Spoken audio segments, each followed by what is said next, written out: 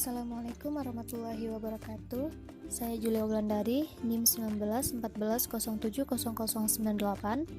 Saya akan menyampaikan materi tentang klasifikasi dan komponen strategi pembelajaran.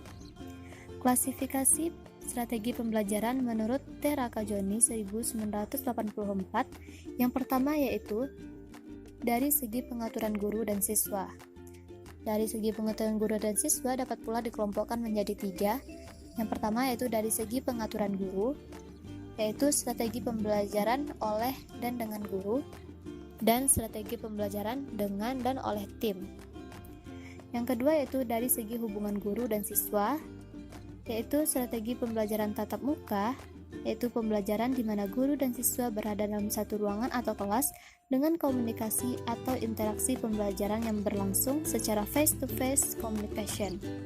Yang kedua, strategi pembelajaran jarak jauh, yaitu pembelajaran di mana guru dan siswa tidak berada dalam satu ruangan atau kelas, sehingga komunikasi pembelajaran berlangsung melalui penggunaan media atau teknologi sebagai perantara.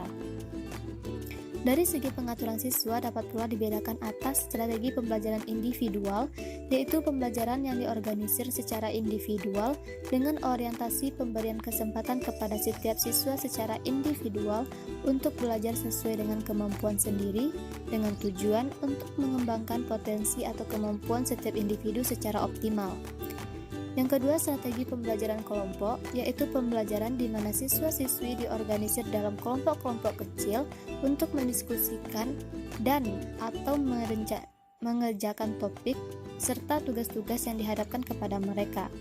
Yang ketiga, strategi pembelajaran klasikal, yaitu pembelajaran di mana sejumlah siswa yang diasumsikan memiliki usia dan kemampuan yang relatif sama dikumpulkan dalam satu kelas, kemudian diajar oleh seorang guru dengan menggunakan format pembelajaran yang sama untuk seluruh murid dalam kelas.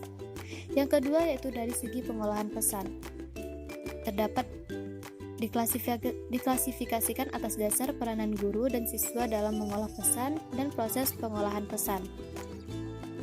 Dari segi peranan guru dan siswa dalam mengolah pesan, strategi pembelajaran dibedakan atas strategi ekspositorik dan strategi heuristik. Strategi ekspositorik merupakan strategi pembelajaran yang lebih berorientasi pada guru, dalam arti semua pesan pembelajaran yang diharapkan untuk dikuasai oleh murid telah diolah dalam bentuk barang jadi oleh guru untuk selanjutnya disampaikan kepada murid. Sedangkan strategi heuristik merupakan strategi pembelajaran yang menghendaki terlibat aktif dalam proses pengolahan pesan-pesan belajar atau tujuan pembelajaran. Ditinjau dari segi proses pengolahan pesan, strategi pembelajaran dibedakan atas strategi deduktif dan strategi induktif. Strategi deduktif adalah strategi pembelajaran dengan proses pengolahan pesan yang berlangsung dari hal-hal yang bersifat umum menuju ke hal-hal yang bersifat khusus.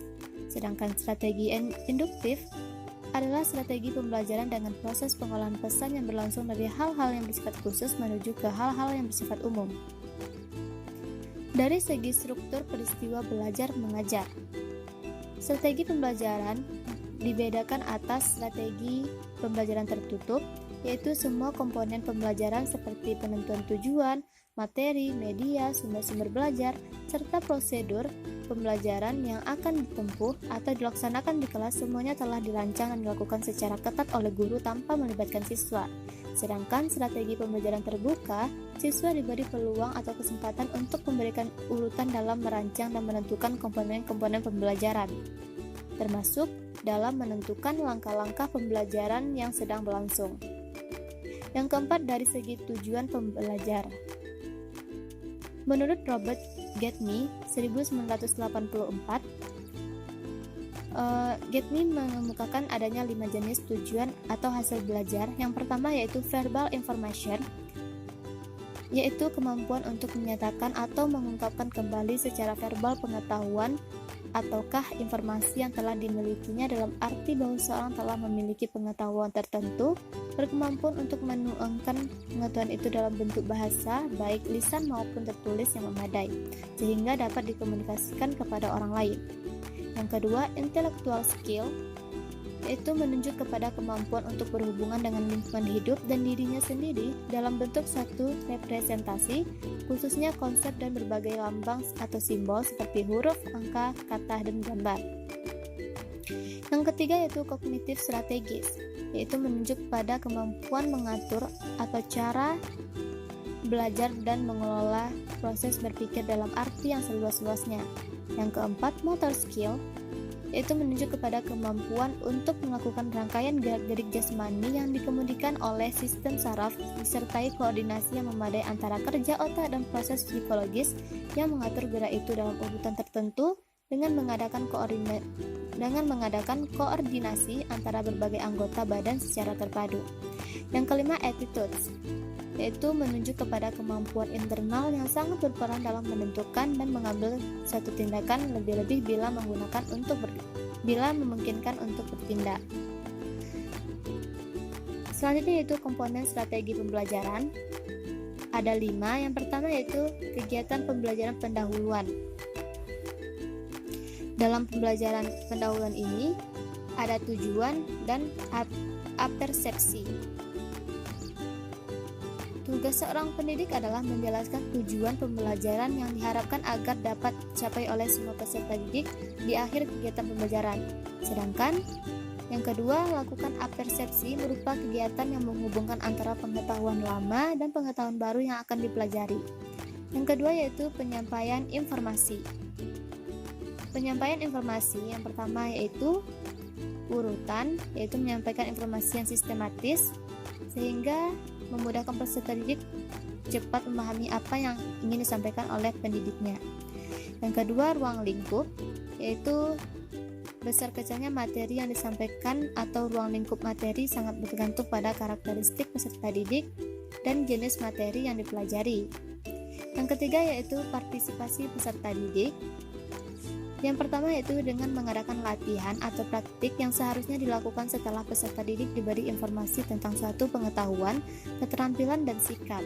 Sedangkan umpan balik, setelah peserta didik menunjukkan perilakunya, maka pendidik memberikan umpan balik terhadap hasil belajar tersebut. Yang keempat yaitu tes. Tes ada 2 macam. Yang pertama yaitu pre-test dan juga post-test. Secara umum, tes digunakan oleh pendidik untuk mengetahui apakah tujuan pembelajaran khusus telah tercapai atau belum, dan apakah pengetahuan, keterampilan, dan sikap telah benar-benar dimiliki peserta didik atau belum. Yang kelima yaitu kegiatan lanjutan. Kegiatan lanjutan dengan cara memberikan tugas atau latihan yang harus dikerjakan di rumah.